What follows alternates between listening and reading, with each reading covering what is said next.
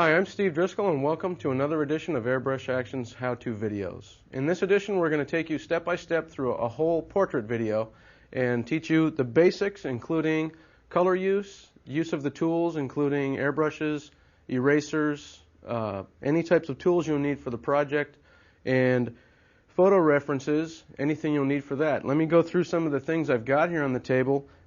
First thing is the actual reference picture I chose, which is Frank Sinatra. The reason I chose this was because of the lighting and because of the use of the darks and lights. If you were to take a photograph that was very flat, which what I mean by flat is there are no highlights, there are no shadows or dark areas, you come up with something that's very difficult to paint. You can't get a really good feel for the darks and lights. Like the darks over here contrast real well with the collar and the darks here, so you get a very good dark and light pattern. And also the highlights are nice because they're very white. Now we're going to take this photograph and we're not going to reproduce it in black and white, but we're going to reproduce it in color. So I'll give you a few of the tricks to doing that also. Some of the things that are helpful when you're doing a black and white and transferring it into color are some reference pictures of the subject in color. Any help you can get to try and build a lifelike image is very good. Now let's get on to some of the tools that we're going to be using. Now in canvas use, the one thing we never use, there are two things you never use in a portrait. Black, simply because it's too dark, and as I'm painting I'll go through more of that, and white, because with a white, any of the factory whites that you get from the store have got a blue tint to it. If you were to use a white over the top of a painting to try and get your highlights, it's going to look like a gray, simply because it's going to take the orange and the flesh tones and it's really going to just distract from it, and it's going to do a color shift. So the opaque white over your transparent colors is going to come out looking really bad. You don't want to do that. So what we're going to do is we're going to use some tools to either erase or scratch the paint off the surface so that the white of the canvas shows through. Instead of a white highlight on top, you'll have the white of the canvas showing through, and therefore building your colors up, and it'll be much richer and a lot brighter than that. Some of the tools we'll use to make those highlights will be the erasers on the table. We've got different sizes and different textures. The softer the eraser, the softer the highlight will be. If you need something for a very sharp highlight, possibly in the forehead or in the nose, something really crisp and clean in these areas, you would use a very hard eraser, such as this, which is like a typing eraser, or possibly this, which is just like a typing eraser, but it's a stick, like a pencil. You can sharpen it. If you are going for a softer highlight, possibly in an area in the forehead or the cheek, something in these areas, you'll use something like the old pink pearl, like a school eraser, or possibly even a real soft eraser like a kneaded eraser, which is just almost like a piece of silly putty, and then it will erase a really soft area. You will also go through and use, believe it or not, razor blades, X-Acto blades, which have got a couple of different edges on it. This would be for possibly doing very thin hairs, and this one might be for doing small wrinkles, and we'll show you that as we're painting. Some of the other tools we'll use in the very beginning, I'll show you that as soon as we turn to the canvas, are the pencils. Colored pencils are the best. If you can find one that is a hard pencil instead of a very soft waxy pencil, the waxy pencils tend to compromise the adhesion of the paint. If you're painting over a waxy area and you smudge it with your finger, or if something touches it, your paint can come right up because the wax is between the paint and the canvas. So you want to find a colored pencils that's very hard. The colored pencils that I use generally are like either a yellow, an orange, or a brown. Now I used the yellow pencil for the majority of it, for most of the flesh tones, and in the darker areas I used a darker brown so that I can keep the pencil line in sight while I'm painting the darker areas.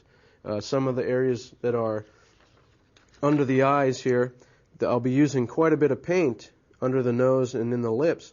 So if I used a really light pencil, that line would disappear real fast, and possibly by the time I use my second or third color, the line will be gone and I'll possibly lose my likeness. So you want to make sure that you can see your pencil line as long as possible without disturbing too much of the painting. There's a wide variety of paint you can use on the market. There are companies out there. There's Medea, Holbein, Badger makes paint for painting on canvas. Quite a bit of things. Createx, they're all good. Any of them are suitable for the purposes you'll need. Just test them out, try them, see what works for you. There's no such thing as the best paint. There's only such thing as the best paint for you. Now the airbrushes that we'll be using are quite a wide variety of brushes we can use. For the application on the canvas that we're going to use, we want to find a brush that's got quite a bit of detail capability. Now what I mean by that is if you were to use a brush, say a textile brush, which is great for doing t-shirts, the one thing about that is that when the paint comes out of an airbrush, it comes out in a cone shape. It comes out like that. Now if you're to be painting on a canvas, you want that cone shape to be narrow and to hold its narrow pattern for as long as possible so that the lines that you're using are thin. Now these are a variety of brushes that will do that. This is the Pache AB Turbo. This one is really good for doing quite a bit of detail work. This is the Omni by Thayer & Chandler. This is another good gun, gravity fed, which is good for detail. It'll hold a real good line. You can get quite a bit of paint out of it too, so you can use it for a variety of things. This is the Iwata HPSB, the custom micron. That's the brush that I'll be using today on the canvas. And this is also another Iwata. This is the Micron C. Now, basically, the same thing as the paint. See what works for you. Not all brushes are the same. This is a tool that I developed that's real helpful. It's a series of 8 different flesh tones that you can have on color chart here. And on the back side of it has got a formula for each tone. So you can find your reference picture and hold this up to the photograph and see which color matches closest to the reference picture. If I were to pick out this one, I would probably go with this color here and add a little bit more red to it. You can adjust it accordingly. There are a few of them in here. This one would probably work nice too. When you are mixing your paint, take notes. This is what a little sheet looks like when I'm trying to mix up a color. I'll start off with something. This is what I ended up with. I didn't like it. So I went to another one. This is the color I ended up with. I liked it. So I'll take notes.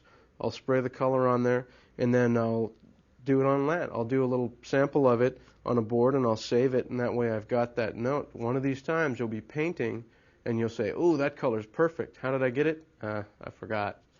You'll forget. You won't remember. So take notes.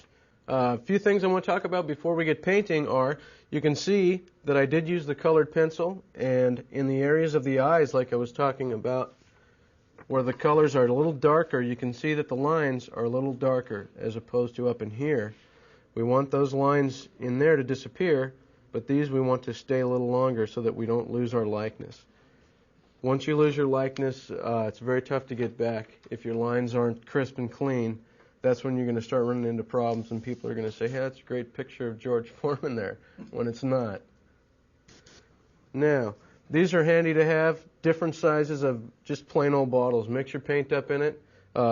It's always great to have a few different sizes because you'll be mixing up different amounts of paint. I usually try and get about an ounce of paint when I'm mixing it. That's about as much paint as you'll need for one whole portrait.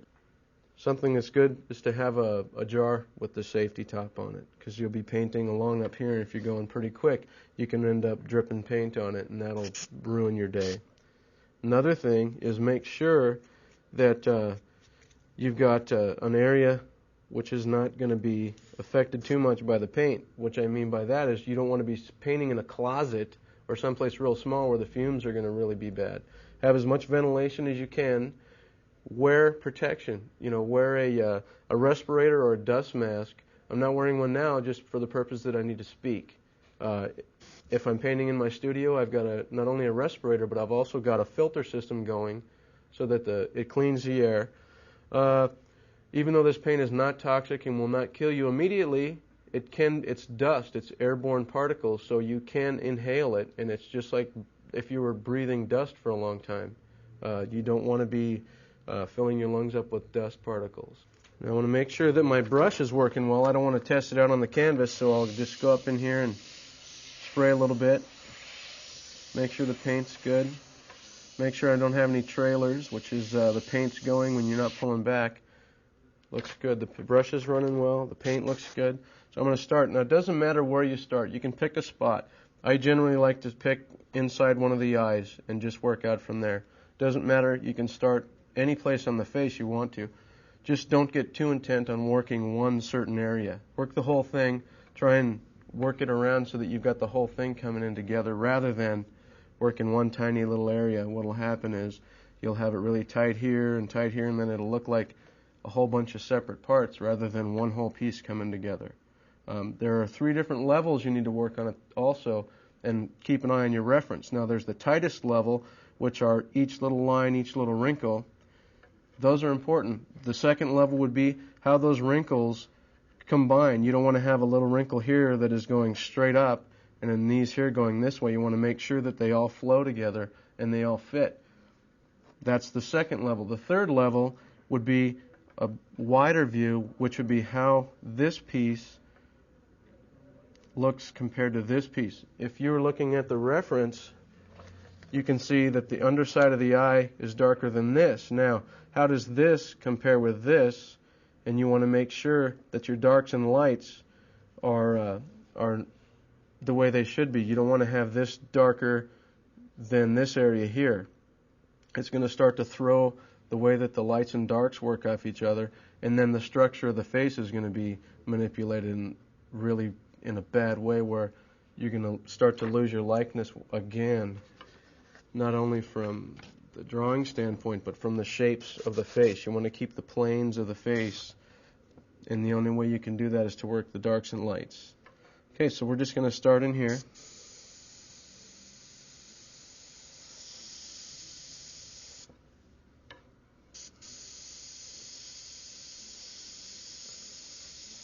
Now, if you're a beginner, I would suggest probably you're going to need a lot of practice to get to the point where you're going to be able to do a portrait.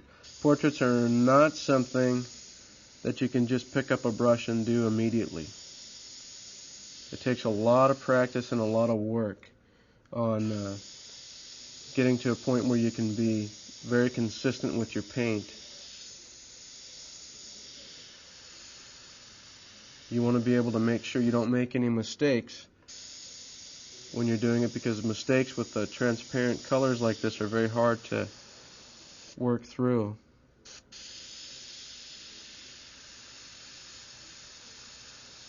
Another thing is that a common mistake that I see when I'm teaching classes is that I see a lot of people outlining in certain areas, and no place in the portrait is there a line.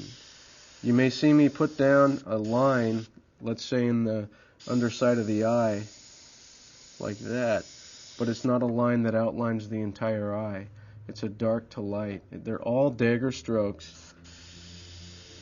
Or, in this area here, it's a dark to light in the corner of the eye.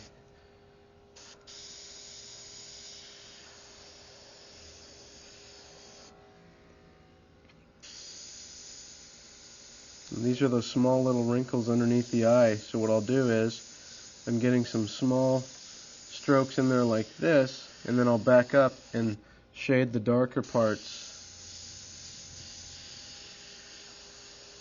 as I'm going along. You don't want to get too carried away with small lines. A lot of the detail that you will get is through the erasing and the scratching with the blades.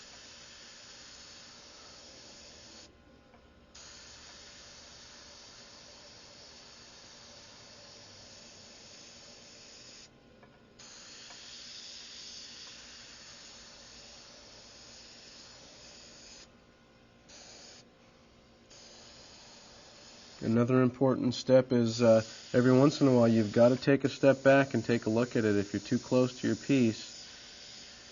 you won't be able to get a good overview of it. You're too involved in what's up here rather than how it looks from a little bit further away.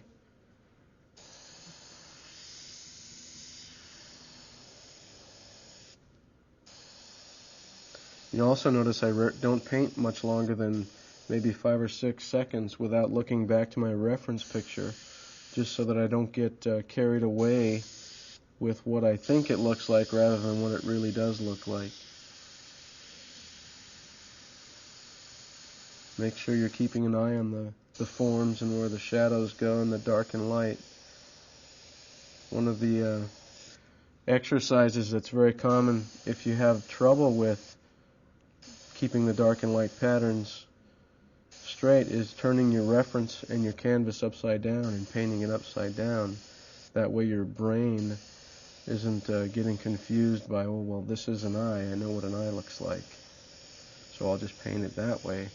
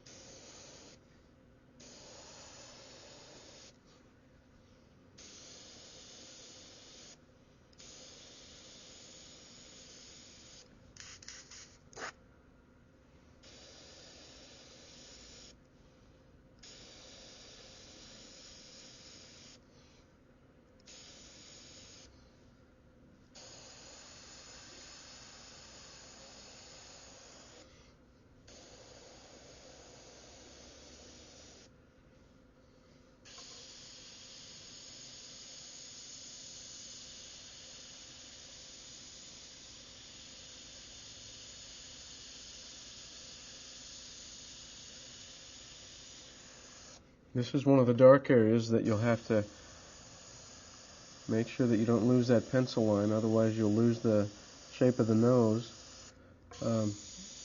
With this color that we've started with, we're going to map out the entire face with this one color, and it ends up looking like a monotone painting, like in a sepia tone rather than a color painting, but we're going to be layering colors over the top of it to achieve the lifelike colors. And the importance of this step is making sure that you are defining the face, getting the shapes, making sure you're getting all the detail.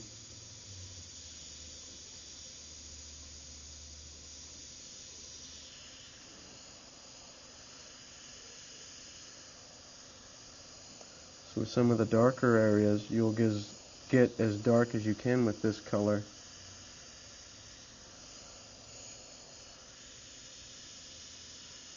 And then a little bit later on, we will be mixing up some new colors with this flesh tone to do the very, very dark shadows and wrinkles.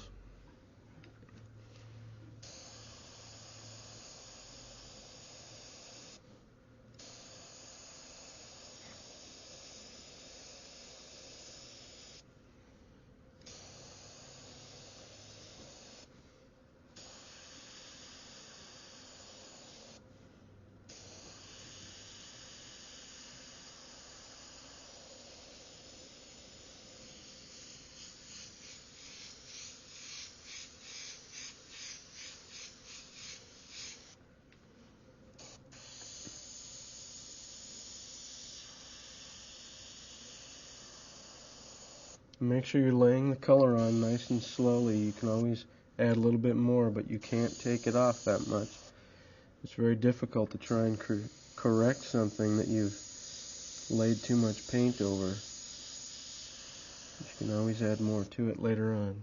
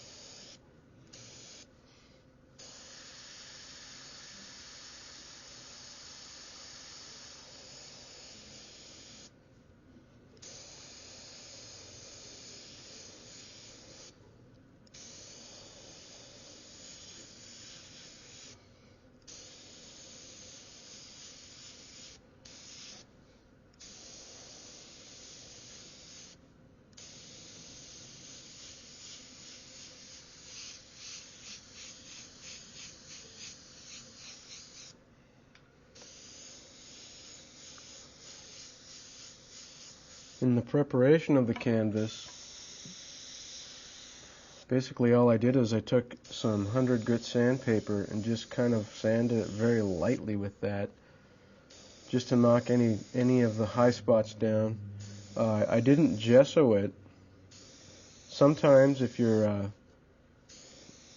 going for a real smooth texture, if you were doing something that required a very, very soft and subtle smooth area, I would recommend gessoing it with possibly one of the bigger airbrushes or a big detail gun.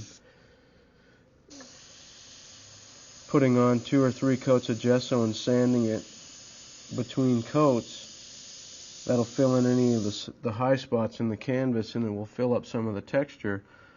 With this portrait, it's got enough of a texture, so I really didn't want to take any of this away. I wanted to leave the texture on there so that I had it, and when we erase some of the highlights, it'll leave some of that roughness to it. I kind of wanted to play off the canvas and keep a little bit of that on here.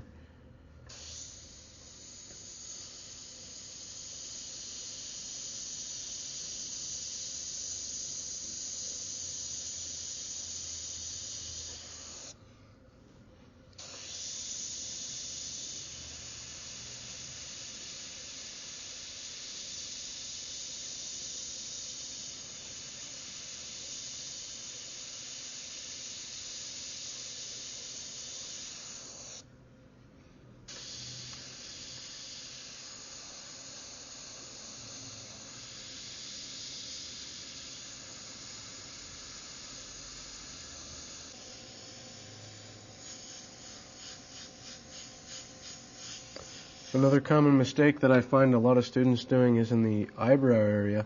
If someone's got very bushy eyebrows, they'll almost leave this part void of any skin tone and they'll just paint in the eyebrows. If you do that, it's going to look like you've got a hairy spot here on a flat surface. You've got to make sure that you're painting this whole area in here as a curved surface rather than flat. You have to make sure you paint that surface as if there was no hair on it at all. And then when you put the eyebrows on it, it's going to look like they lay on top of a curved surface rather than flat. The same thing goes with mustaches and any facial hair that is on a curved area like that. It's real important to try and imagine that area, beards, mustaches, anything like that that sits on there. Try and imagine it without the hair so that you can try and build up that skin tone.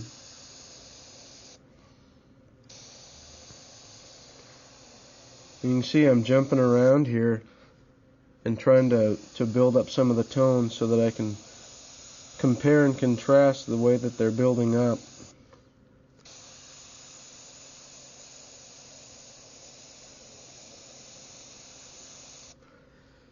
A few of the other difficult areas are upper lips.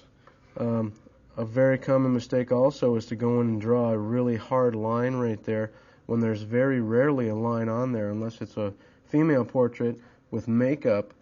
A lot of times the only line is the color where the makeup is, but the upper lip usually doesn't have much of a line. There's almost always a highlight up there on that ridge, but the lines of the upper lip usually are kind of sketchy, so you don't want to draw a very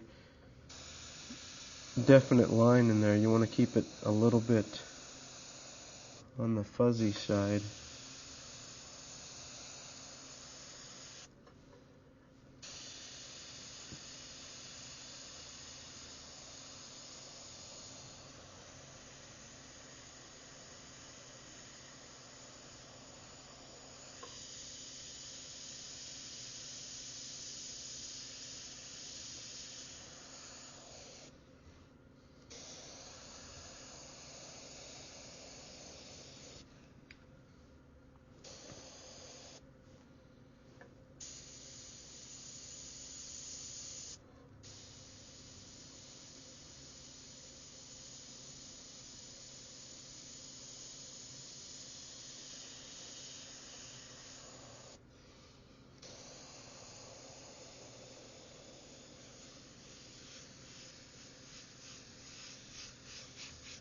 I'm going to mist over some of this area in here, and then I'm going to start going in with the highlights just to show you what I mean by erasing and scratching the highlights. It's kind of hard to understand unless you've seen it done.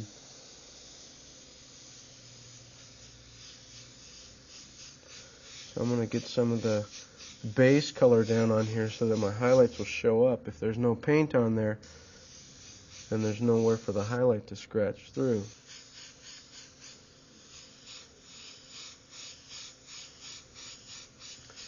And in doing the highlights, I'll possibly scratch some of the highlights out, and maybe I'll go back over them and put a little more color down and scratch them out again. The highlights are kind of an ongoing process. You have to kind of reestablish them after each color.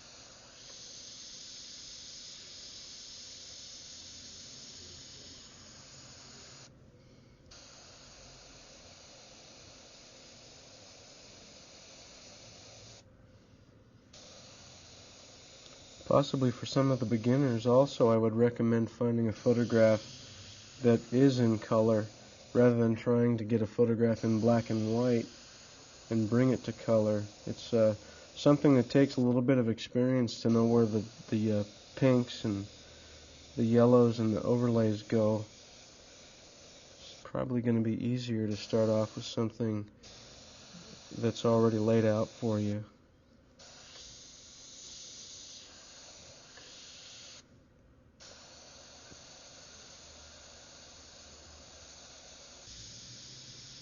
I'm going to reestablish this dark area underneath here and try and get some of the nose and the lips brought up to color so that we can get on with the highlights on this bottom half. Now, even though it doesn't look like it, every single stroke that I'm using is a dagger stroke. That's why the basics are so important when you're doing anything in airbrush. You have to be able to do the basics. In a portrait, there are just an infinite number of dagger strokes. Endless. You don't see them as vividly as you might say on a t-shirt, where an example of a dagger stroke would be a palm tree or something, but they're definitely all in there.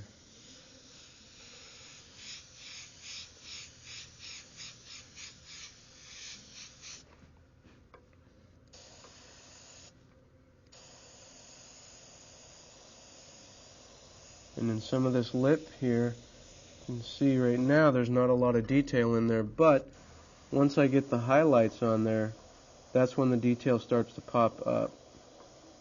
You'll be able to see a lot more of the wrinkles and the folds and creases in the skin.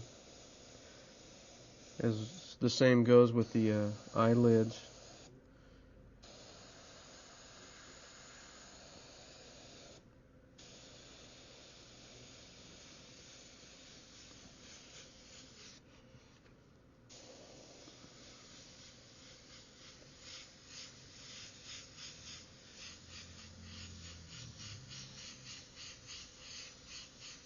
The first thing I'm going to grab is that the blade that I showed you earlier, which is a curved X-Acto blade. And this is nice for getting some of the softer crease wrinkles underneath. It's good for subtle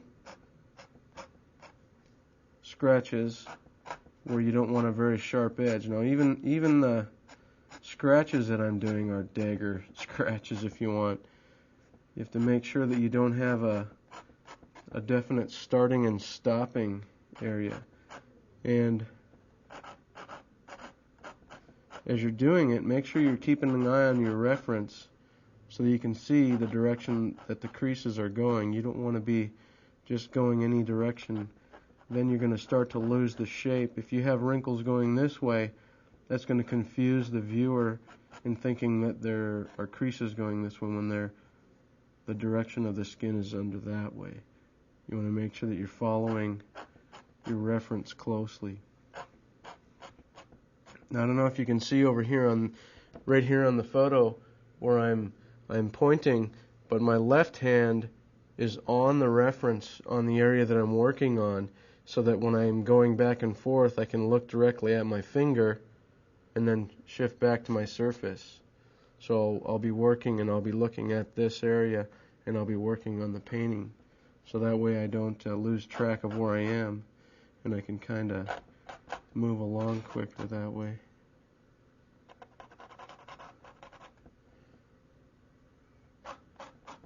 Some of these highlights may look a little bit bright or drastic, but keep in mind we're going to be layering more and more paint over this too.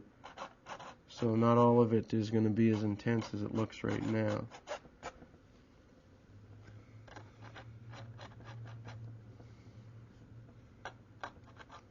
Some of the highlights that we put up in here won't hardly even show after we get our other colors on there.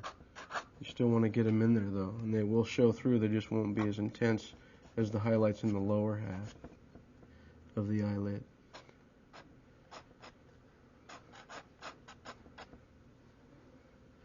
And also, for the beginners, if you find something that you want to do, you can pick out the amount of detail that you want to do in that picture. You don't have to do all the wrinkles or all the little creases and folds in the skin. You know, you can go as deep as you want to in the detail. Okay, the next eraser I'm going to use is actually an electric eraser, but what I've done is I've taken the eraser part out and actually put a grinding bit on there. It's a little ground bit. You can get it at just about any hardware store. I put a piece of tape on it so that it fits this little adapter. Put it in your eraser. I had a student one time that was using an actual Dremel tool, which is about 15,000 RPMs, and he took it to the canvas and it went right through the canvas. It was not pretty at all. This one spins at a pretty low speed, so you can touch it lightly on the surface and it doesn't take too much paint off.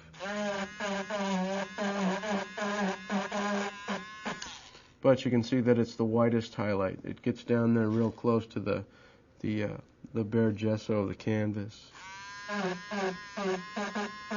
So in some of the areas up in here, what I'll do is I'll reestablish my highlight with this piece, and I'll make it lighter at the top than at the bottom. You can see that on this stroke here, what I'll do is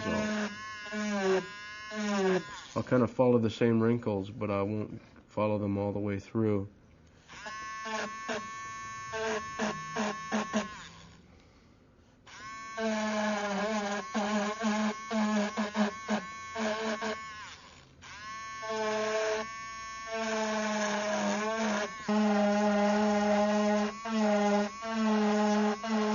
And you can see as I'm going in a circle, that also creates the skin texture.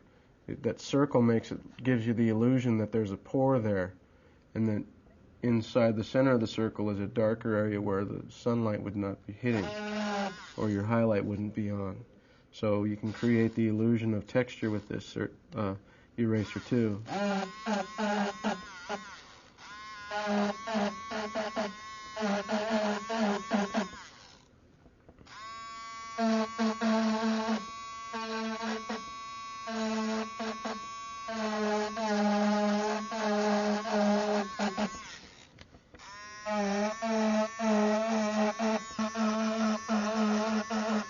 I've come down here to the upper lip, and I'm starting to put in some of the striations in the skin here to give that upper lip texture, and I'll also use it to give probably the most pronounced highlight here on the lips.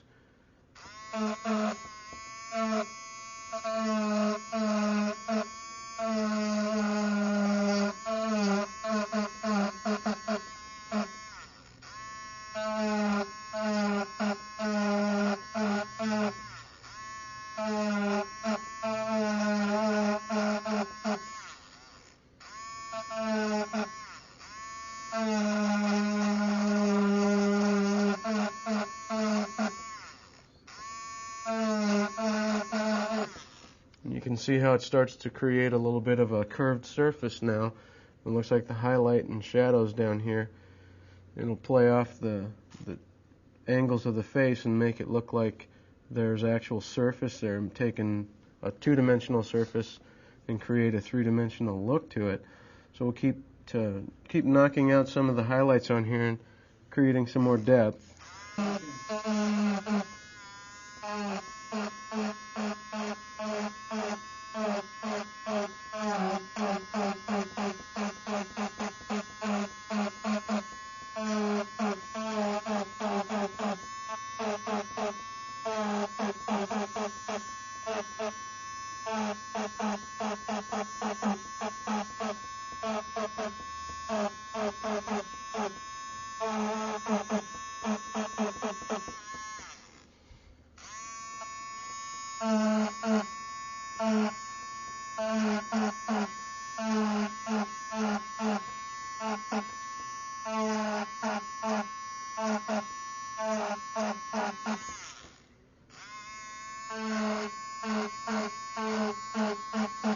And you see this tool is very handy in creating some of the skin texture, and especially in the minute creases here. It's real good for doing the softer but small folds and creases. You don't want to use a blade because then it would be definitely too sharp on there. This works real well for that.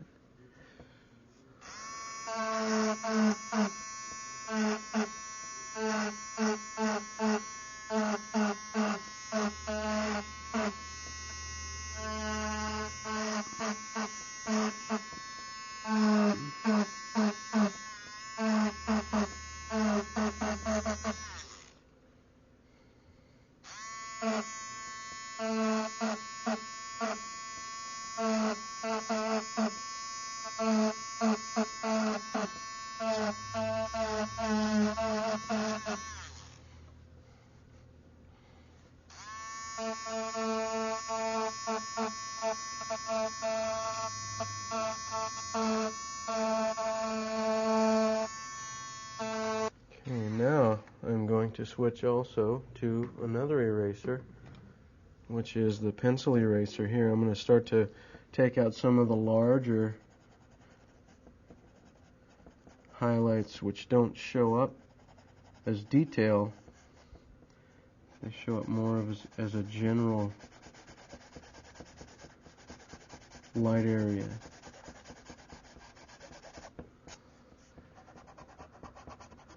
I'm going to take out some of the bigger areas that aren't as sharp as I need with the rotary tool.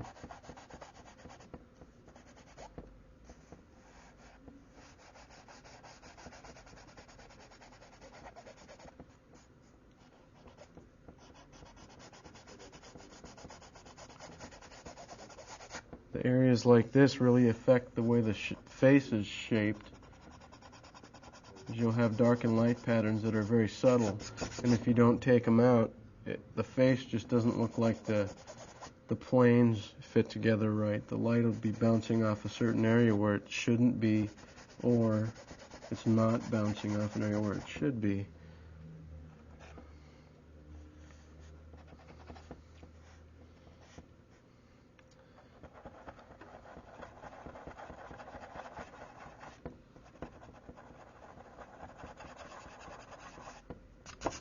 And start to develop the nose right there. I'm going to take another tool. This is another rotary eraser. This one's just a little bit bigger. It takes off a little bit more paint.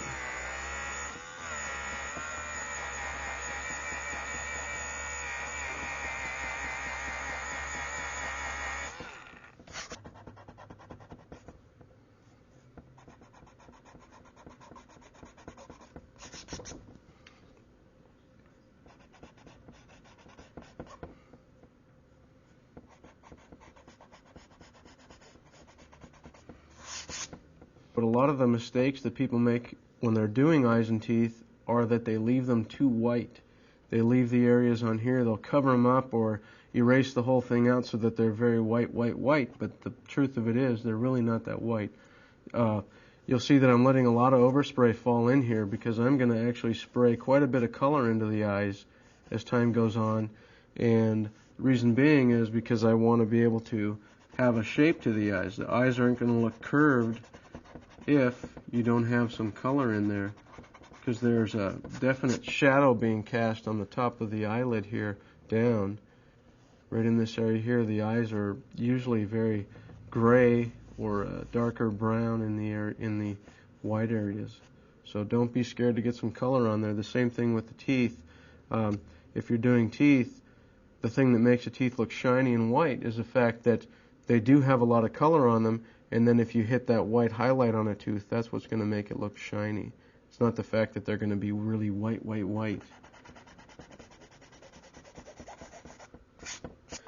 I'm going to go back to the color now and spray some color in the areas and build up some of the facial planes, some of the areas that need to be tied together.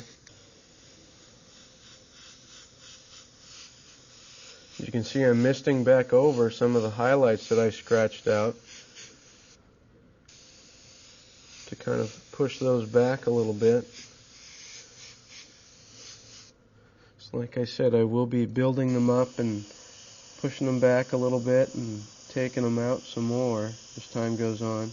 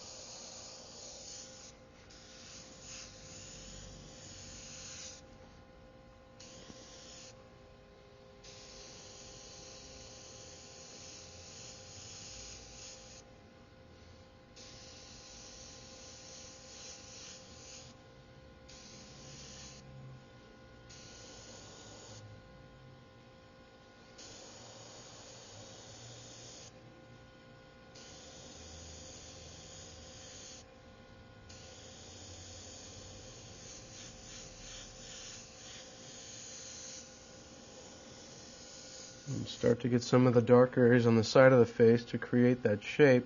You can see where the darker areas it recedes, and then it starts to come forward in the lighter areas.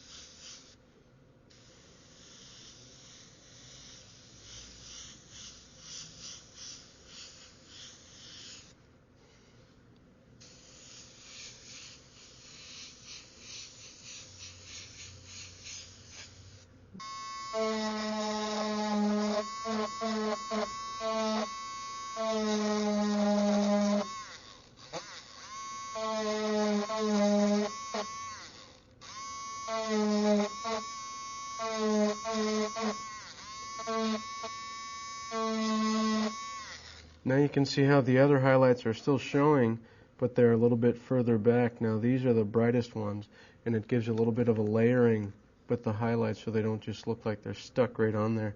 They fade a little bit into the flesh.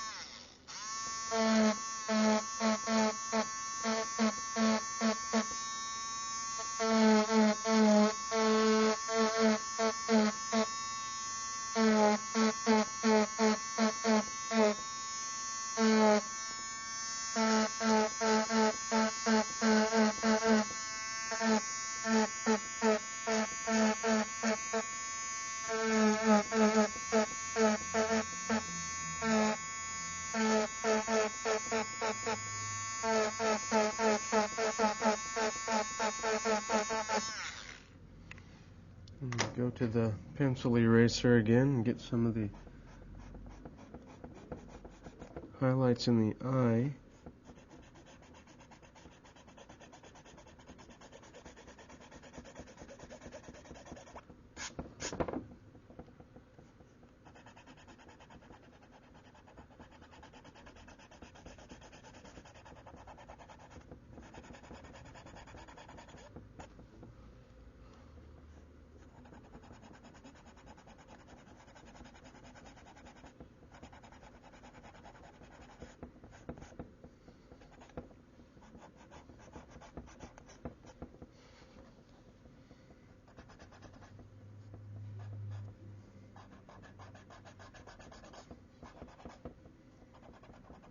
And you can see this area right here, how it's pretty flat right now. There's not much change going on in this area in the corner of the mouth, but when I pop this highlight out right here, there's going to be a real subtle change in the planes. All of a sudden the upper lip is going to be a little bit further jutted out than this lower one. This part goes back. You can see how that pushes it back a little bit. And the same thing with this little area here.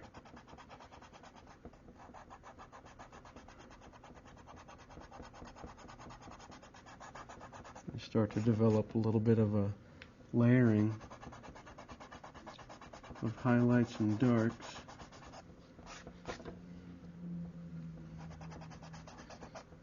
And I'm going to go in with the kneaded eraser too.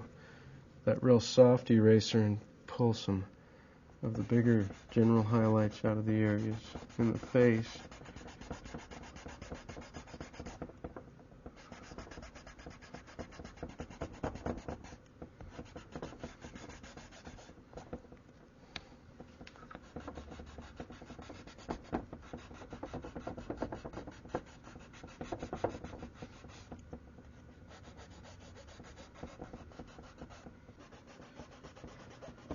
And we use this soft eraser for some of the bigger areas that we don't want to leave a definite edge to our erasing. Want to make sure it's nice and soft.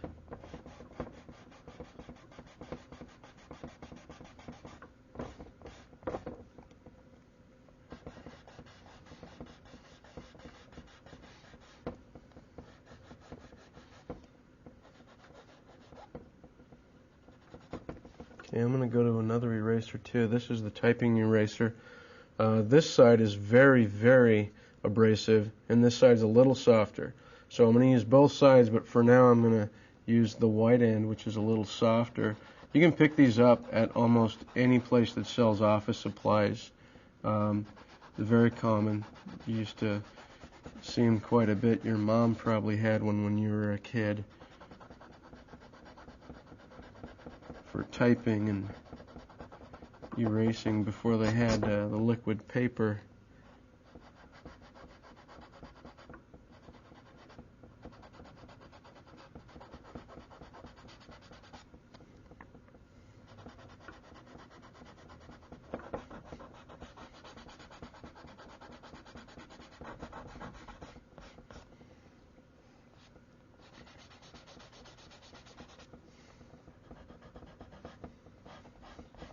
Okay, now I'm going to go back to the rotary tool and redefine these little creases in the lip.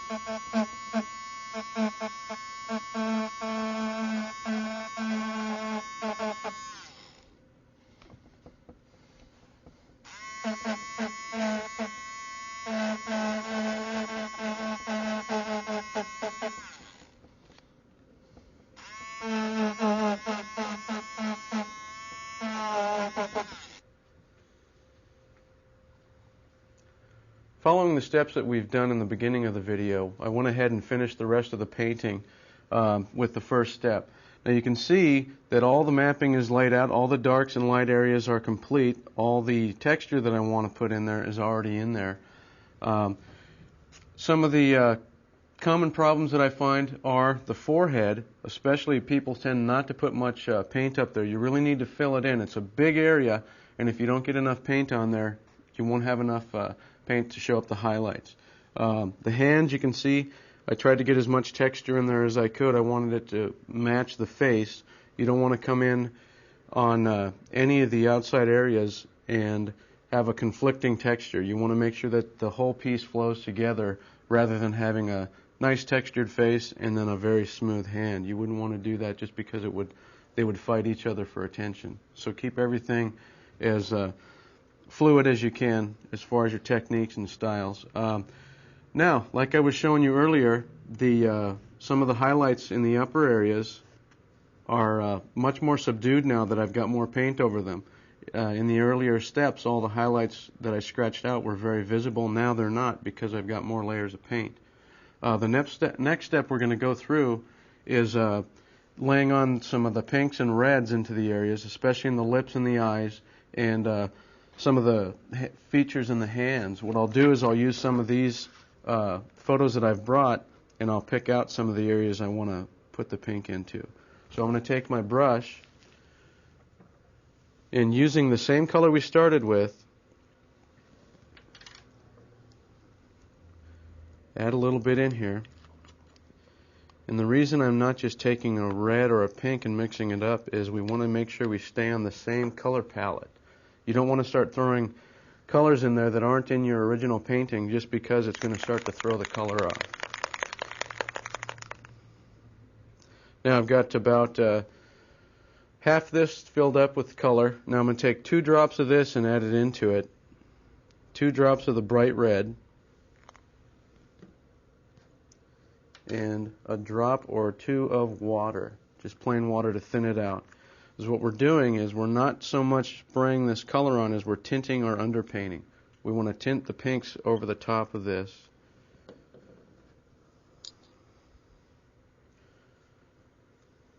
Shake it up a little bit, make sure it's mixed up.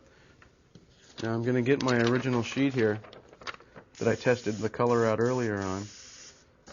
And I want to see if it's where I want it.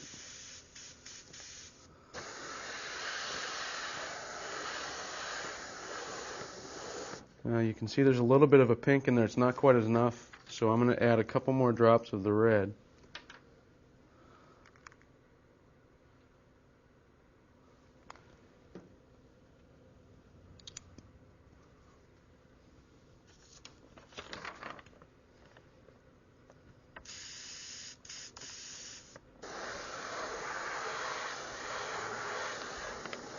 And there you can see that's a bit pinker now. We'll go with that.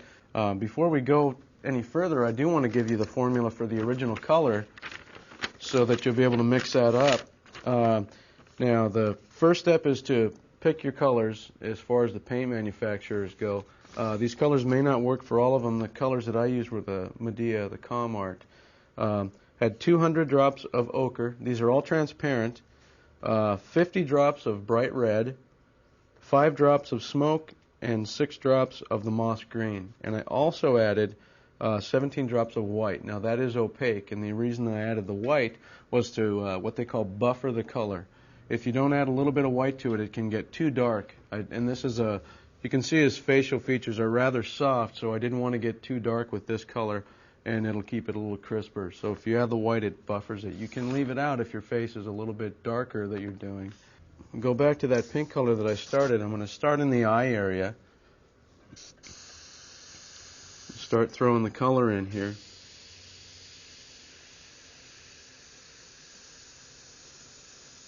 With adding the water to it too, I'm not really darkening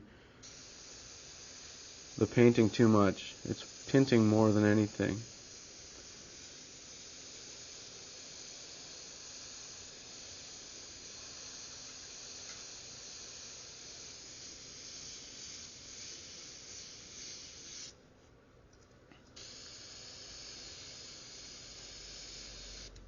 Now I'm going to step back and look a little bit. It's still not quite red enough, so I'm going to add a couple more drops of red. And keep playing around with it a little bit, making sure that my colors are right where I want them. A little more water too. I don't want it to dominate.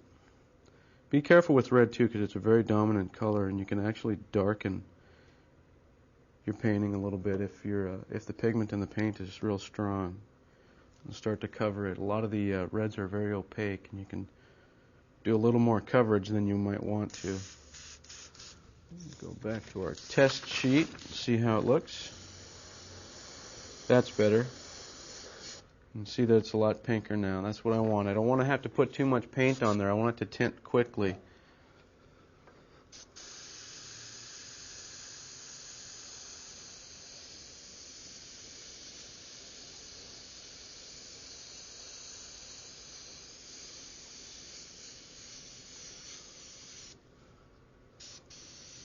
Some of the more common areas that you will put the pinks and the reds are the nose and the eyes, lips, cheeks.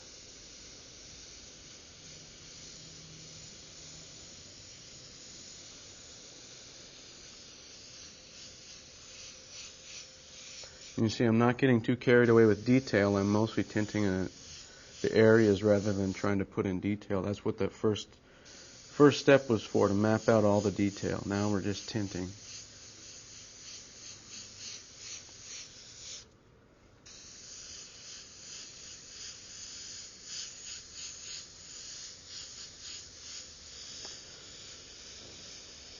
I like to put a lot of the pinks and reds into the shaded area, because in the darker areas, the more color you can build up, the better your shadow is going to look. If you just go in there with a dark color, it's going to look a little bit muddy, because you don't have any of the vibrant colors showing through.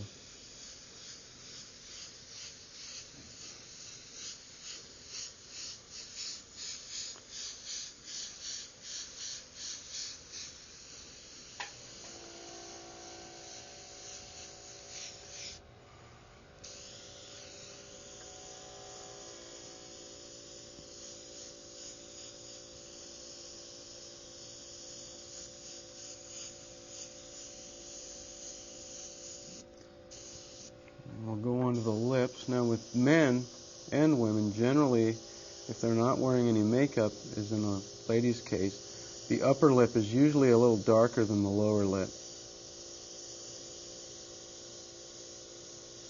So we'll throw a little bit more pink on the upper lip and fade it out to the upper side. I want to throw some of the reds into the shadow.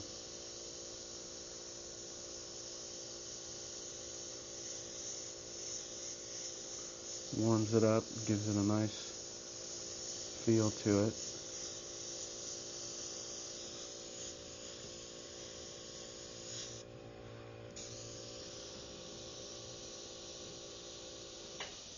And in this area here, like I said earlier, with a lot of the highlights that we have, we're going to paint over them, but we'll also go back and we will redefine them.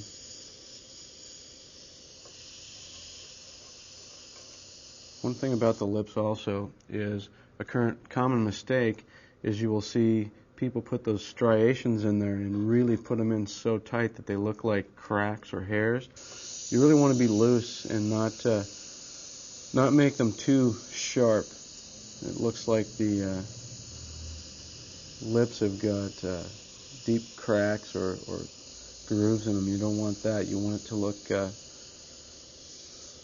like the skin is stretching that way. You don't want to give it too much of a sharp line going through it. That's where practice comes in. You'll get to know how far away from the surface to be.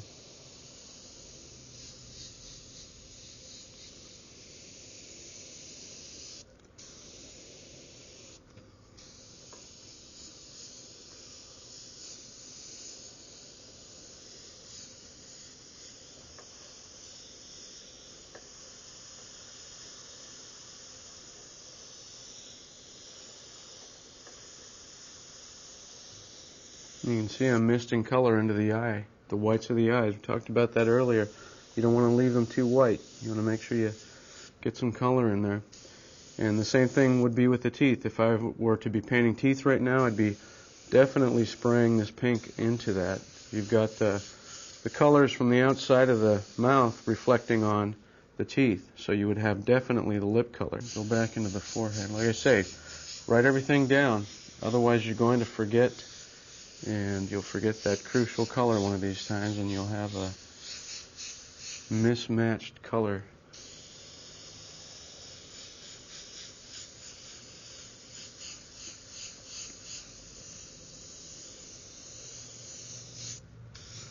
Okay, now I'm going to step back and take a look, and you can kind of see the difference between the two sides of the face. This side does not have any of the pinks, and this side does.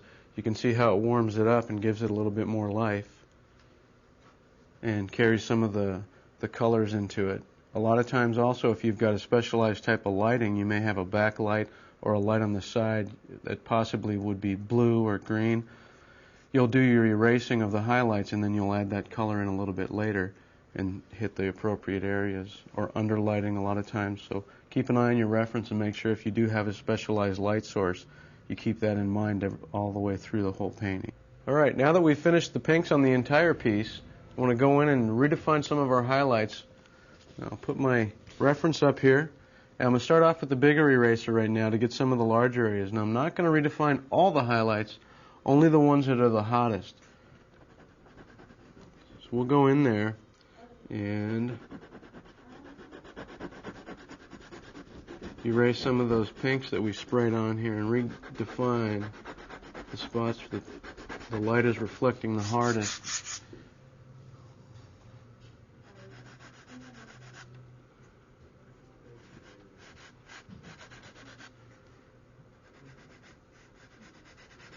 When you're using the erasers too, you'll notice as you're going along different edges and different ways you can use it on the canvas.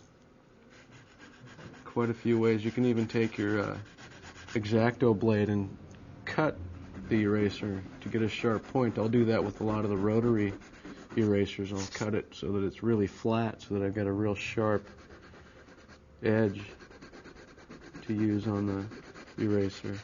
And I can get a nice sharp line.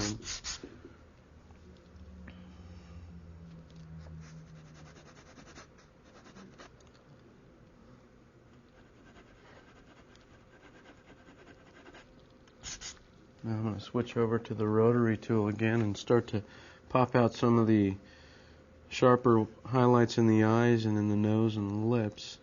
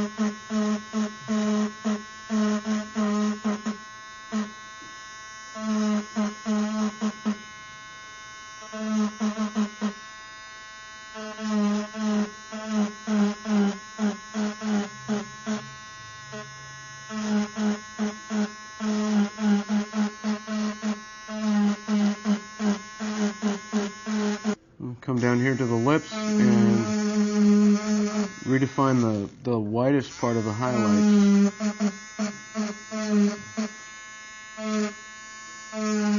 Just like we did when we did the first color, we won't redefine all of them, just the widest.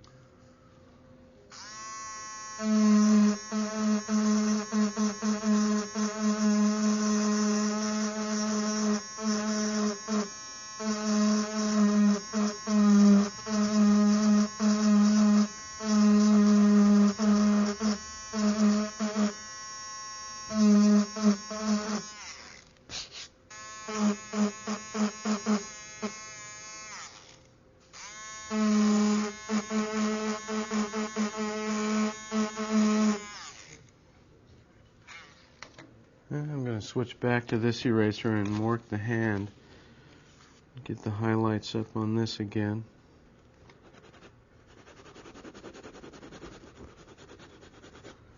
So we can get the roundness of the palm back.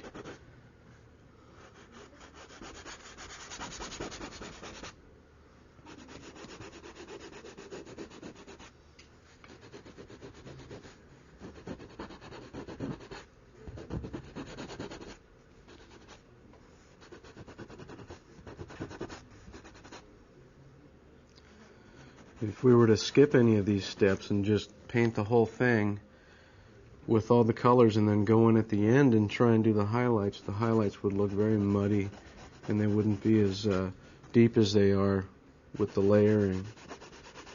When you go and do highlights and color and highlights and color, you get a much deeper look to the highlights. They seem to be translucent rather than just sitting on top of the piece.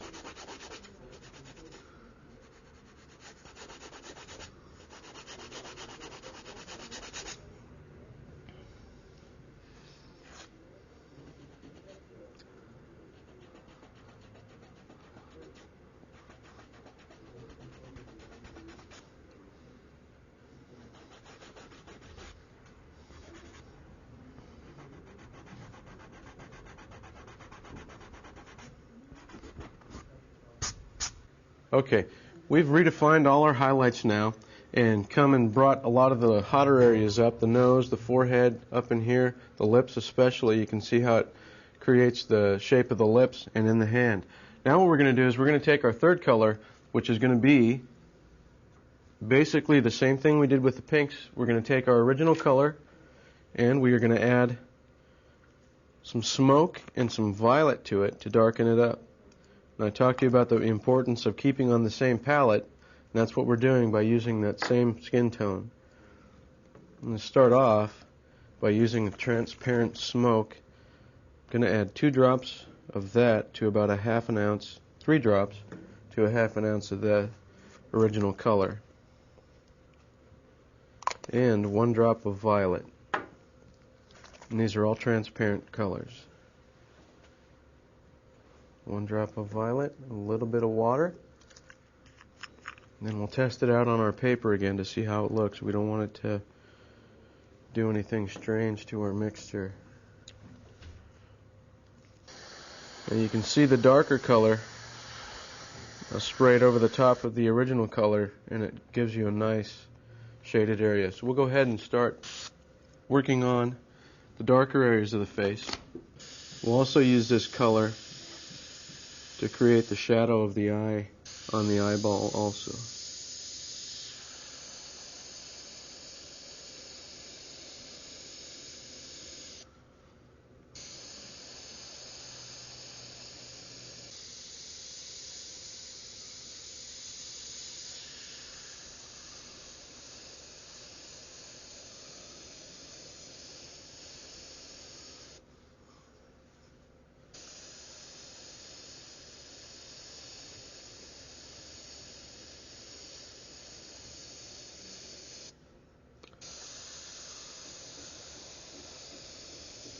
In most of the facial areas, we're going to use this very limited. We don't want to get too dark in some of the parts that are not as shaded.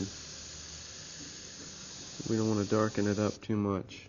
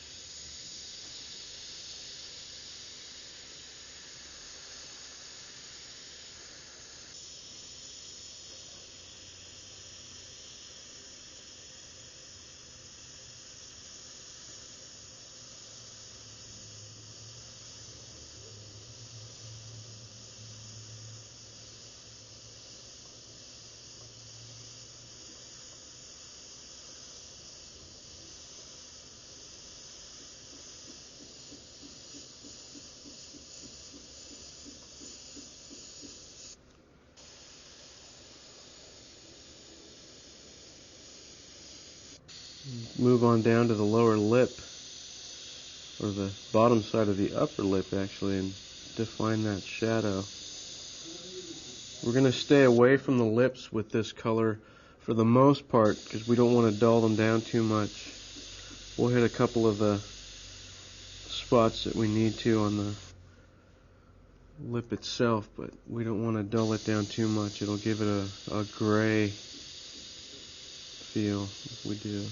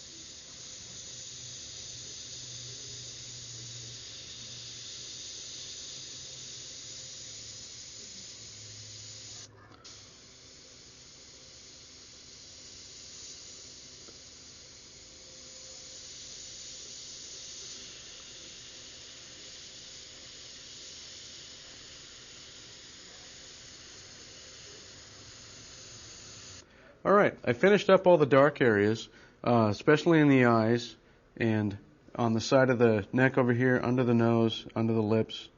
I also started over here on the side, you can see, to put in some of the hair.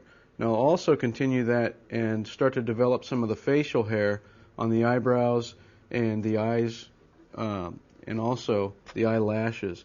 Then after that, what I want to do is I'll start to develop the actual eyeball. Right now, the outside part of the eye looks rather dark, but once we get the eye in there, it's going to contrast that and it'll lighten up. When you have a dark area and you put something darker next to it, it tends to lighten up. So it'll all fall in. What I'll do right now is I'm going to start to throw in some of the eyebrows. Keep this real light because what we're going to do is lay in some of the color And then we're going to scratch a lot of the eyebrow out because a lot of it is lighter rather than darker. So some of this is actually representing the shadows of the eyebrows. Be light. Don't get in too close. You don't want to be this close to it, putting in super, super thin lines. You want to be a little further away so that you can get a nice soft line. Otherwise it's going to be very distracting and the eye will be drawn immediately to the eyebrows, and that's really not where you want the focus to be. So I'm a good 3/4 of an inch away as I'm doing this. Being real light, dagger strokes, nice and soft, just to get the shape in there of the flow of the hair.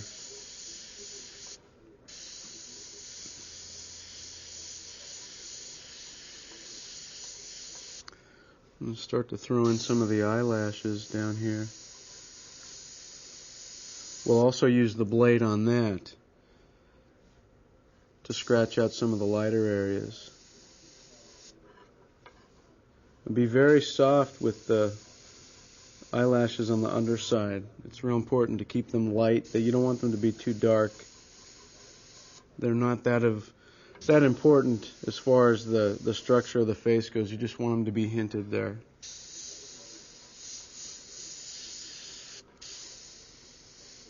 Always keep in mind the direction of the flow of the hair. You don't want to start just going this way. A lot of times you'll see a big mistake is just to keep drawing the eyebrows this way. You have to pay attention to the way they go. A lot of times they'll flow from top down this way, and as they get closer to the inside of the face, they'll start to flow from the inside up.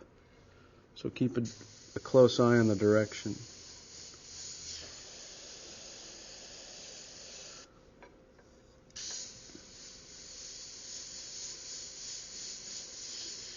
Scratch out some of these lines, the lighter parts. And they'll look a little bit light now, but we will mist a little bit more of the darker color over that and fade those a little bit.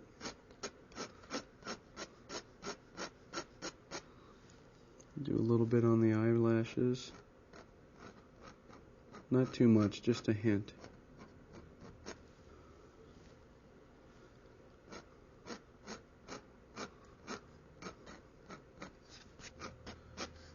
And as you're scratching, do the same thing. Make sure you're paying attention to the direction of the hair.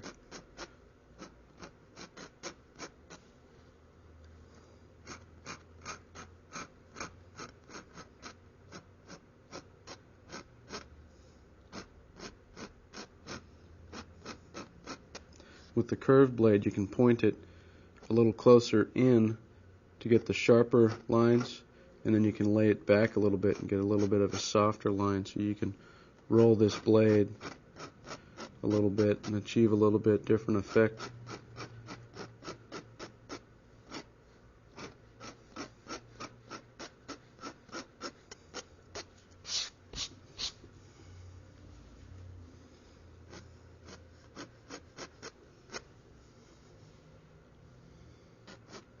And now I'm going to lay a little bit more color on there and fade those back just a touch.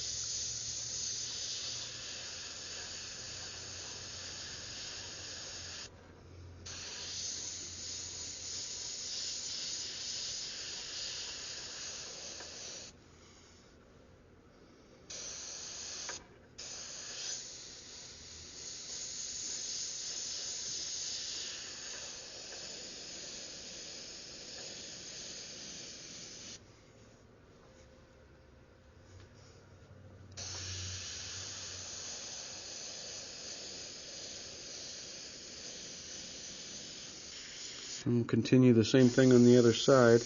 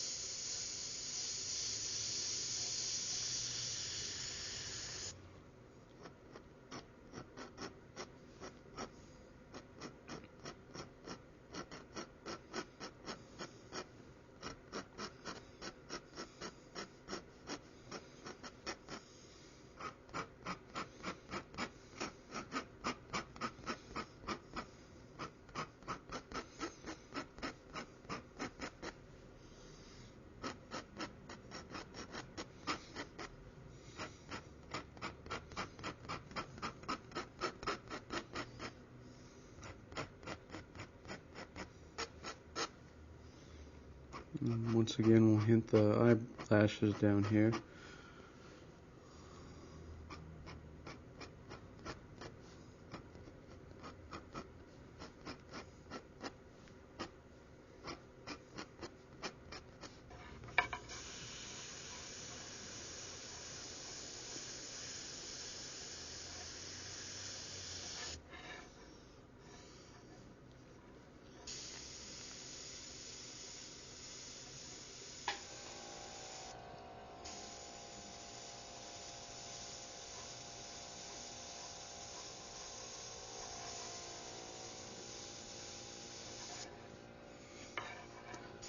With the lower eyelashes, make sure you get them along that ridge of the eye rather than up in here.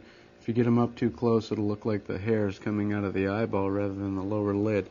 You've always got that ledge right there between the eye and where the lashes start.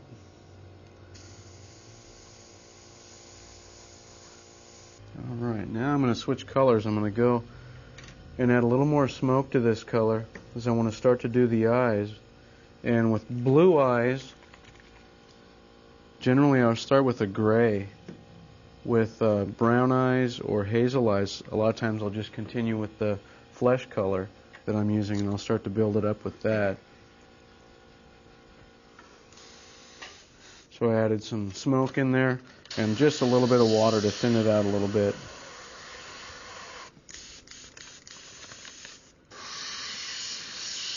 There we go. And a nice gray color to get the base and the shape of the eyes.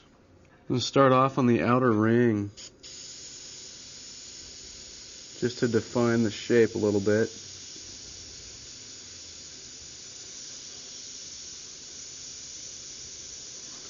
And just as in the white of the eyes, it's got a dark and light. The dark is at the top and the light is towards the bottom. The eye will have the same thing, the inner part. The iris will have a darker pattern at the top and a lighter towards the bottom because the light is hitting it.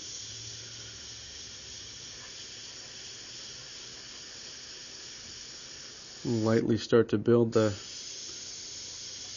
little striations in the iris.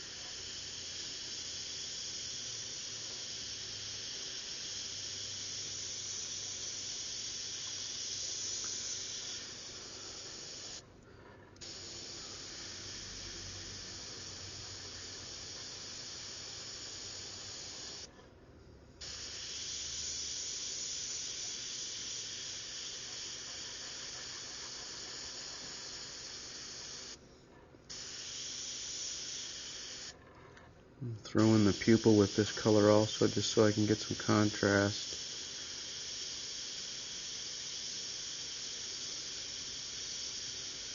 Now the pupil is the only part that I will ever use black in. I'll save that for almost the last step.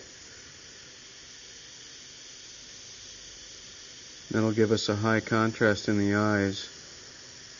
You'll have a dark area combined with usually a pretty white highlight, and that'll give you the contrast you're looking for to get the viewer's focused attention right into the eyes.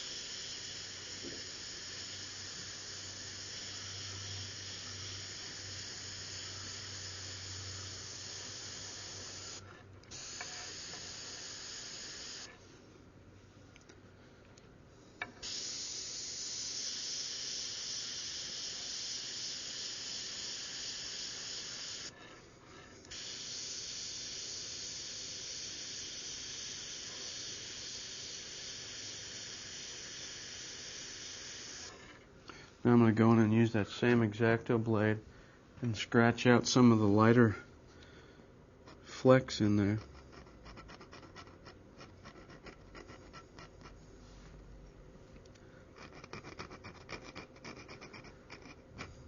Some eyes require quite a bit of layering. If you've got a hazel, or some eyes have got two different colors, a brown and maybe a gray or a green, you'd have to do a lot of layering. You go in with a base color and scratch out some of the highlights, some of the light areas, and mist over the top with another color.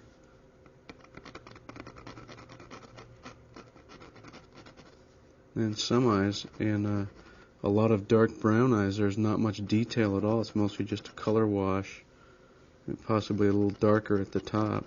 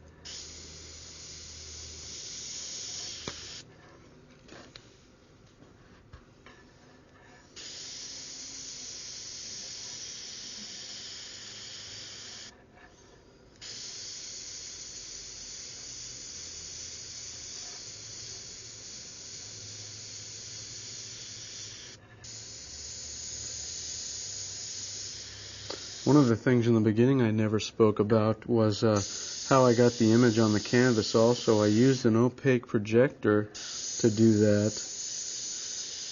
It's a great tool for saving time. If you're in this business to make money, and I don't know anyone that's not, you definitely want to use your tools to your best advantage. So if you have people telling you that using an opaque projector is cheating, that's not exactly true. You want to use everything to your full advantage. I guarantee that if you're able to paint a portrait this well, you definitely can draw it.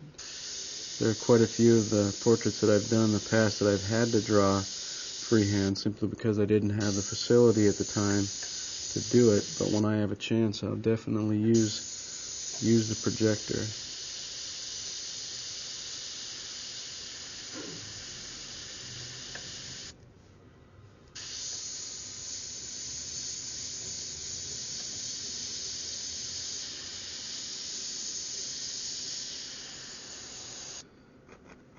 And just like in with the eyebrows, you have to keep the direction of these lines going.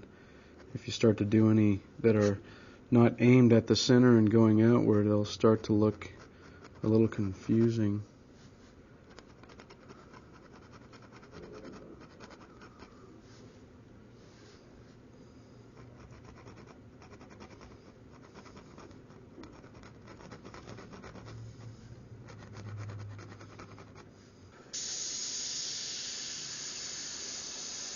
And this side's got a little more shadow than the other side does. It's closed a little more.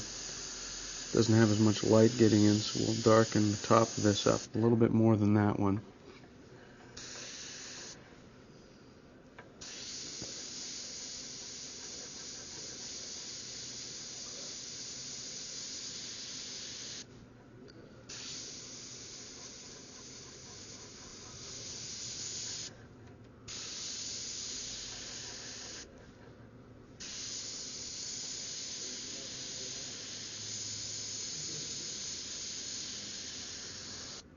Make sure you check both eyes at the same time. Take a step back and check and make sure that the intensity is equal on both of them, that either one of them doesn't look out of place. That looks pretty good. I'm going to leave it at that, and what I'll do now is I'm going to mist a little bit of blue over the top of the whole thing. For this step, we're going to mix up a light transparent blue. I'm going to take a couple drops of the royal blue. Just give it about 5 or 6 shots. I'm going to take a drop of the smoke to dull it down just a little bit. I don't want it to be too intense. and a little bit of the water just to thin it out, because remember, we're trying to tint the gray over the top so that we don't end up with a too intense blue. It'll look unnatural. Missed a little bit more at the top than at the bottom, just because the top is going to have a little bit more intensity since there's not as much shine on it. That's about all you'll need to do, is a little bit like that, mist it on there just to give it a little bit of a blue. Go over to the other one. Like I said, on the top, a little bit more color in it. Mist the blue on there lightly. Now we'll go to the blade and scratch out some of the highlights one more time, and we should be done with the eye color. And then towards the very end, I'll show you the opaque black in the pupils, and what that does, it really brings a high contrast to the eye. Scratch out a couple of these flecks here. That pretty much takes care of the eye color. Now I'm going to go in with the blade again and do a real quick scratch, and I'll show you right under here. Now you can see that on the lower eyelid I didn't really make too much of an attempt to define that lower eyelid, simply because if you do, you end up having that cartoon look. It's got a dark line from here to here and it looks too fake.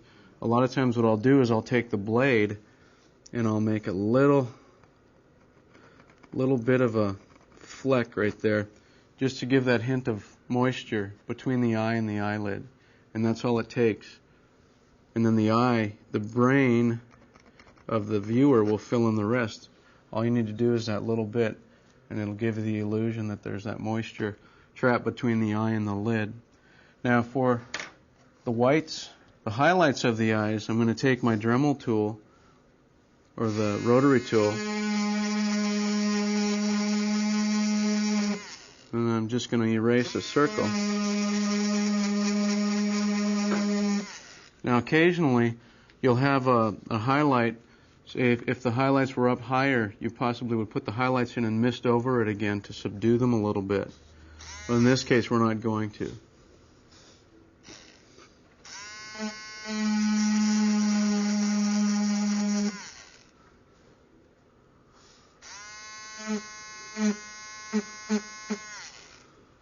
And like I was telling you before, the way that the eye looks white is not so much by leaving the whites of the eyes, it's putting the highlights in the way that you manipulate the highlights. And now I want to get into some of the hair.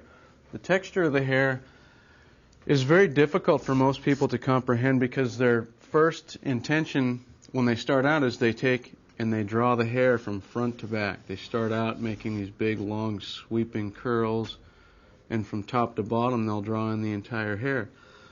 The secret to that is, don't think of the hair so much as a mop or yarn or thread. Think of it as a sculpture. Think of it as a three-dimensional sculpture that's reflecting and shadowing the light. So if you think of it that way, it breaks down into dark and light patterns rather than thousands of little hairs. I want to talk to you about the paint that we're going to use. We're going to use a little more of an opaque color. I'll add a few drops of an opaque brown into this mixture just so it covers better. One thing you want to make sure in the hair is when you've got small little strands, if you're using a transparent paint, it doesn't cover heavy enough, so you'll end up having to go over that same area over and over again, and then it starts to build up too thick. So I'm going to start off with a sienna brown, adding maybe 1/3 of a cup of that into our chamber. This is opaque burnt umber. This is what's going to give our brown the coverage that we need. To darken it down, I'm going to use the smoke, 3 drops of that, and to give it a little bit dull, to combat the red in the sienna, I'm going to add a drop of the green that we had for the face tones also.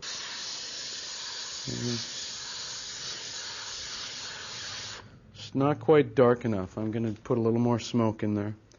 That's about the tone that I want, as far as with the amount of red that I want in there. But I'm going to add 4 or 5 more drops of the smoke.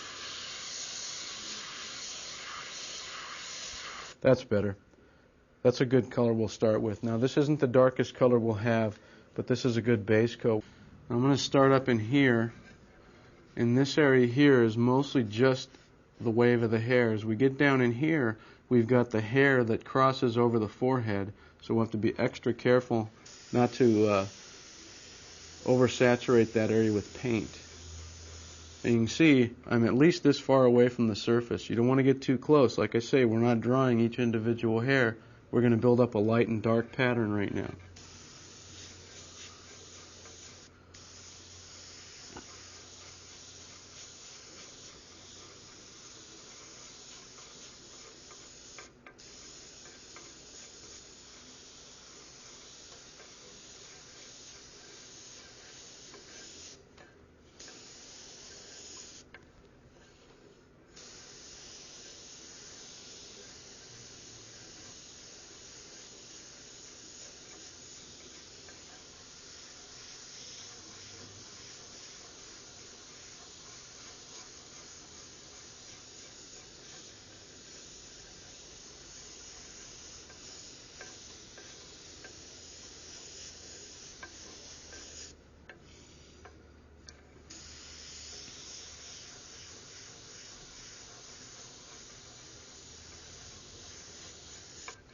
You can see how I'm starting to build up some of the dark areas, and we'll sweep over this way into the light areas on here. We'll avoid that, and we'll start to build above the areas here. I also had to lower the painting a little bit so that I could work comfortably at this level on the top part of the canvas.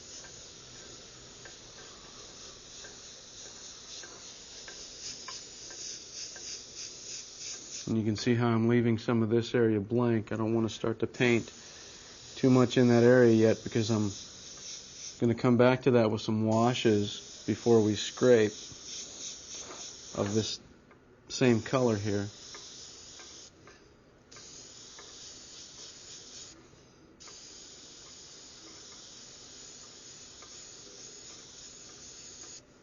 Okay, now I'm going to try and get some of these sweeping hairs that come from the bottom up.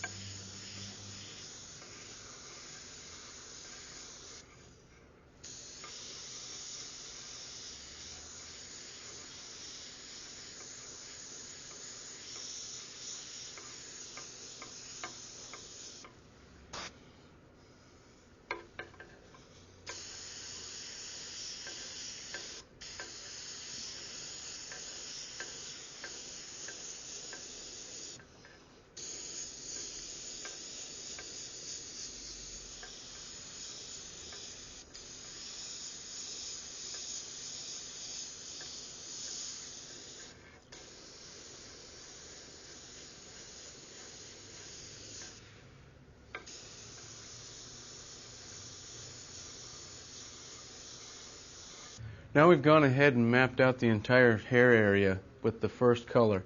You can see the dark and light pattern develop here. You can see that the way that it's starting to build, the direction, the light areas, the dark areas, light, the part of the hair. You can see some of the sweeping hair that goes through here. We'll develop that further as we go along. We don't want to take this first color too far in these areas because it's going to get too filled up with paint. We want to leave as much of it as we can. Now I'm going to start with this curved knife and start to cut away some of the highlights, and you can see the texture. It doesn't have to be as detailed as we were getting in the facial area. We can use the broad area of the knife and scratch large parts of paint out.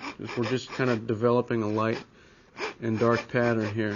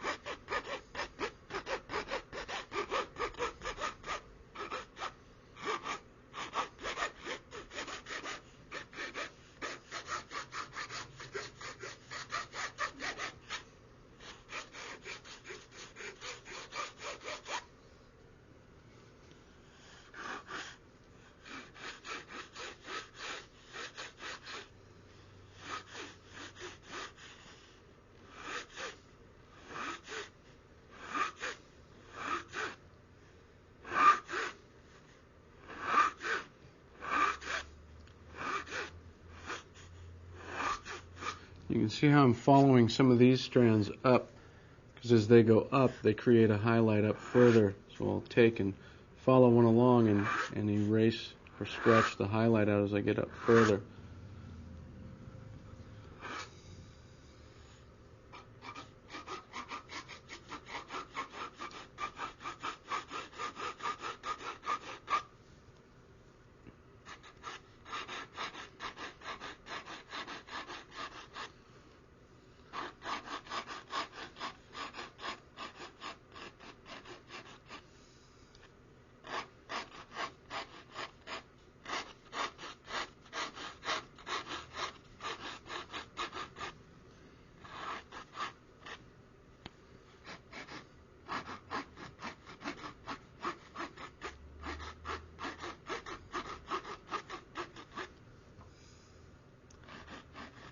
And always pay attention to the flow. You don't want to go too carelessly.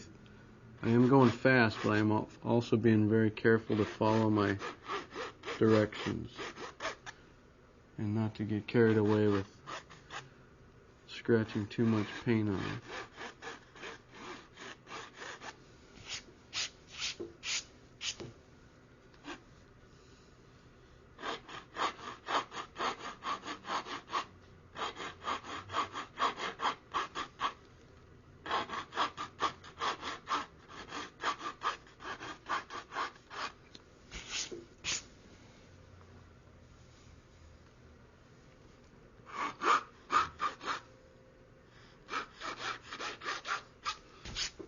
Okay, now that we've scratched in most of our highlight area, step back and take a look at what we've got and see how it's progressing. So we're going to step off and get our airbrush and start up our next color. We'll start off with the sienna, but we're not going to use as much. I'm only going to put about 10 drops in there. I'm going to use a little bit more of the opaque umber this time, and I'm going to add quite a bit more of the smoke because we want this to be the darkest, and it doesn't have to be quite as opaque.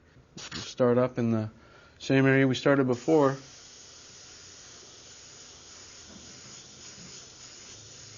And you can see how we've got the contrast now. It's darkening up in the areas, and we're also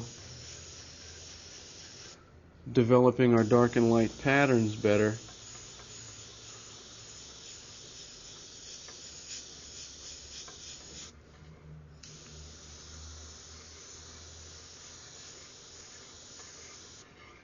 I'm also going to use this color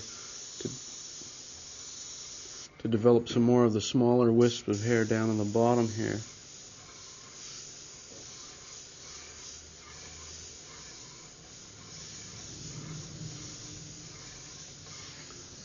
And see how that fills in that area a little bit better. You've got some hairs that are darker and some that are lighter, and that'll give you a little bit more of a depth.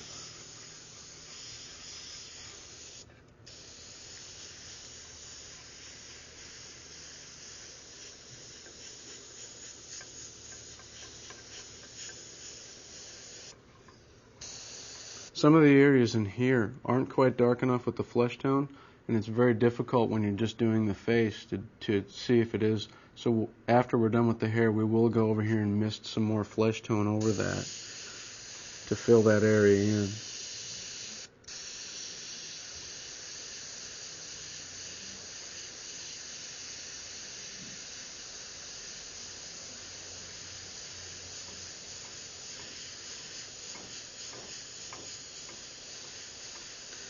I kind of picked the colors that I was going to use from one of the color photographs that I had of Frank Sinatra.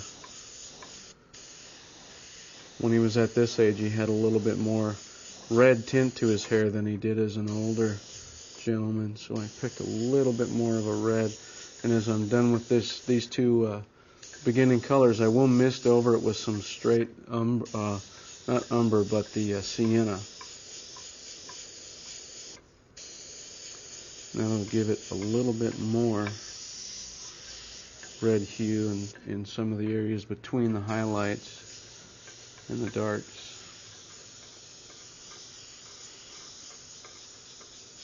Okay, I've gone ahead and finished up the darker areas, and you can see how the patterns develop now. Got the highlights, the dark areas, more dark areas, highlights, You can see that it looks like it flows now. It doesn't look like a bunch of hair just going in different directions. It's got a light pattern up here where the light is hitting it, and here, and it's got dark where it's receding from the light. We're going to scratch out a little bit more on the highlights, then we'll go in with a very dark color and do some of the deepest areas, and then we'll go in with the sienna. So I'm just going to scratch out a few of the highlights that we had lost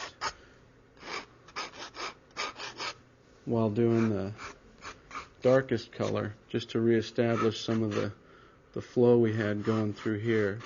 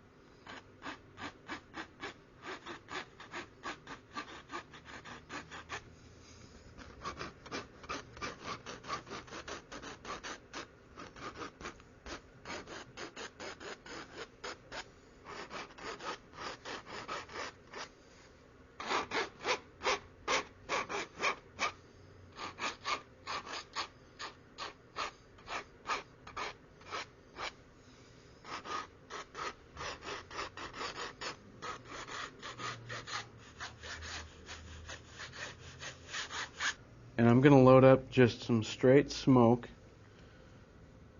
and that's it. No additives, no water or anything. This is going to be used just to get the darkest areas of our hair.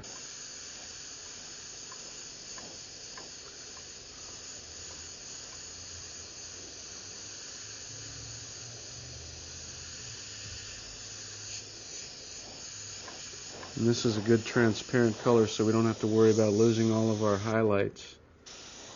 We'll still have those. They'll be darkened a little bit, but that's what we want. We want the highlights in the areas of the shadows not to be as brilliant as the ones that the light is getting a hold of.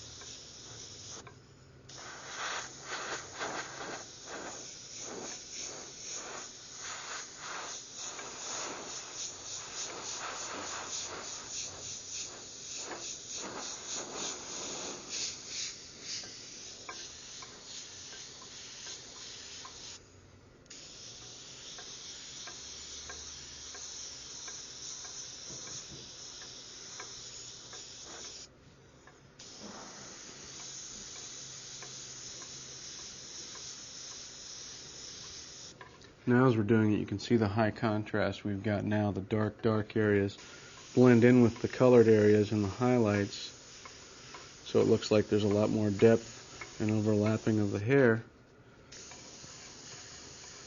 A little more convincing now. And you can see in this area that it's still a little bit too bright as far as the entire wave goes, so I'm going to go ahead and mist our second color, which is going to be the sienna, over that. It'll fade that back, and then we'll scratch out just a few more highlights. So we'll go with the sienna and we'll mist that over a little bit on the highlighted area, just to give it a little bit of an auburn tint. I think in his younger years, like I said, the photos I had, he had a little bit more of a reddish tint to his hair.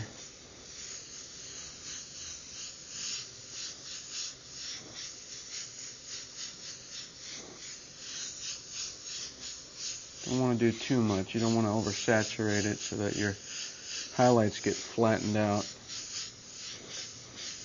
Just want to get a little bit more color in there. Now we'll scratch out just a few more highlights.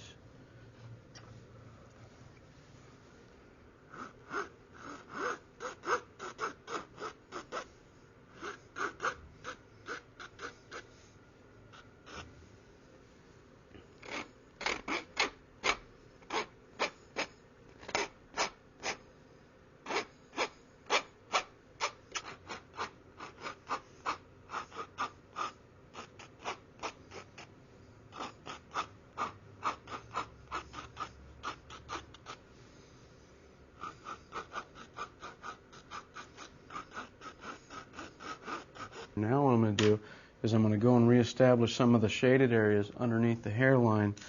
Like I said earlier, a lot of times it's very difficult to tell how high to go on the hairline. You don't have a real good reference point. You don't want to draw it in there too heavy because then you'll have a pencil mark where you don't want it. So we'll just go and mist some of the darker areas that we missed earlier to give us a little fade up there, and also we can give a couple of shadows underneath some of these hairs. Give us a little more depth.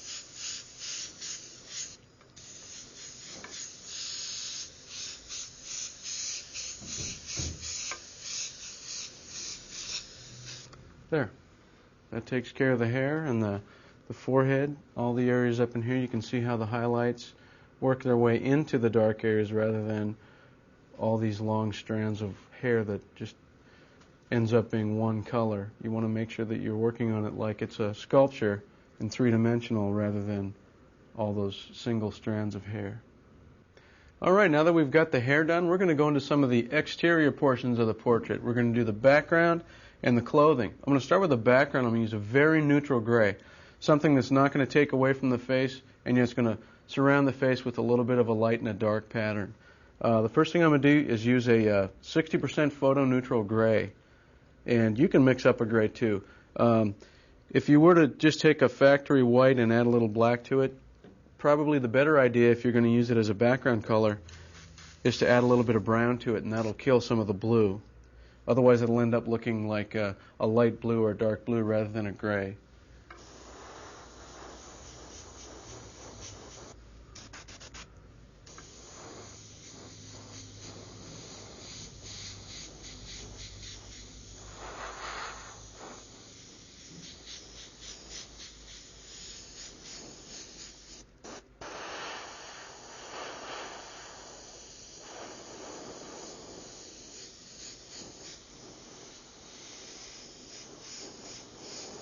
And I'm just going to randomly kind of throw a little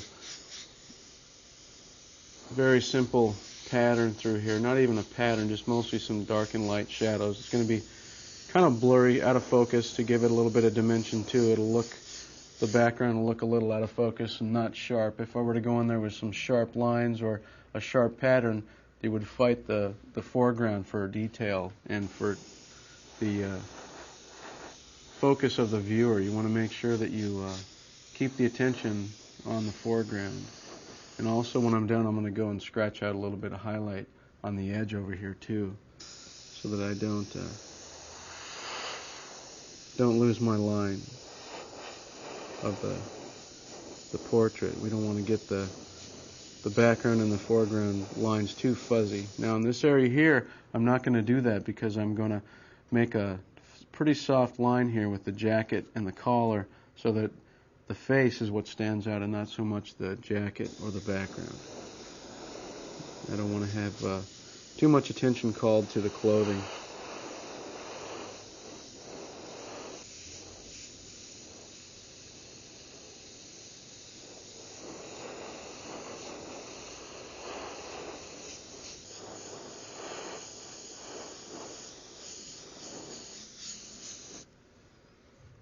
Looks like a real simple muslin, maybe a gray muslin material back there or something light. And then as we erase a little bit of highlight out here on the edges, it'll pop the figure out again too. I'll go over here to this side, do the same thing.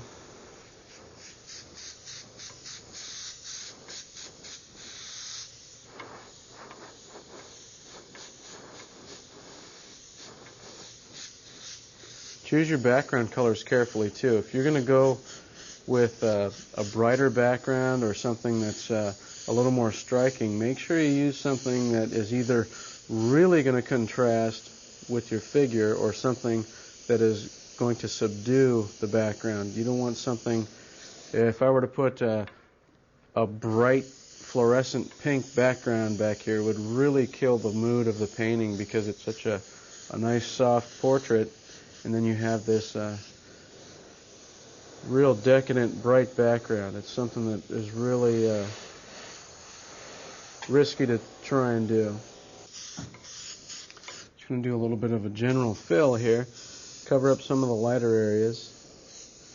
I mist over them just so that they're not too bright. I want to make sure that the figure is standing out a little bit from the background. Alright, now we're all set to do the suit. Now I've finished up the background. We're going to get in here. In some of the areas I mixed the photo gray we had with a little bit of smoke to darken it up.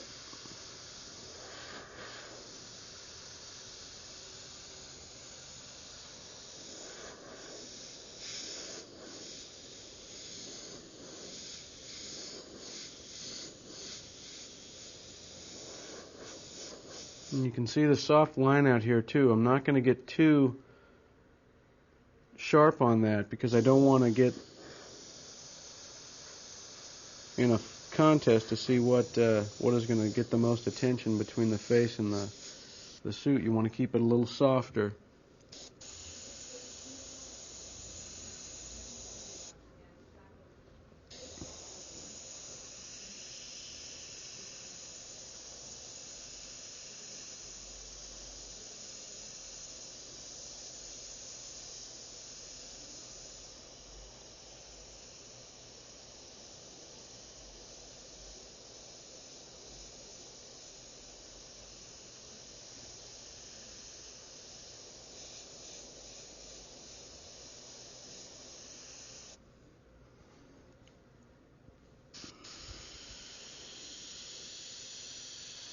Now as we get in here with the hand, though, we do want to cut it pretty sharp because the hand is definitely in focus and in the foreground. Another trick too, as you can see, I'm angling away from the hand so that the overspray that I do get on here blows out this way into the open area and not on the hand, so that it muddies that up. Make sure that you control your overspray as much as you can. In tight areas like this, I won't use much paint. I'll keep it real sharp.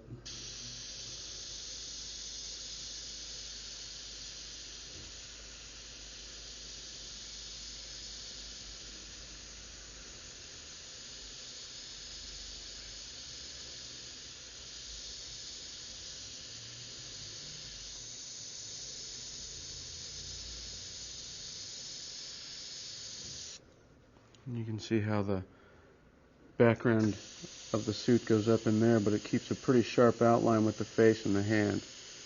You don't want it to be blurry in this area.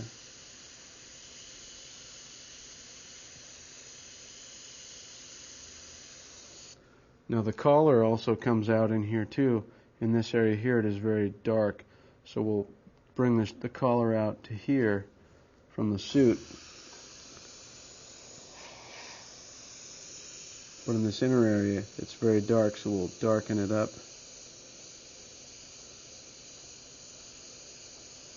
And cast that shadow along there like that, so that it looks like it comes from the back. And as it approaches the light, it gets a little bit brighter.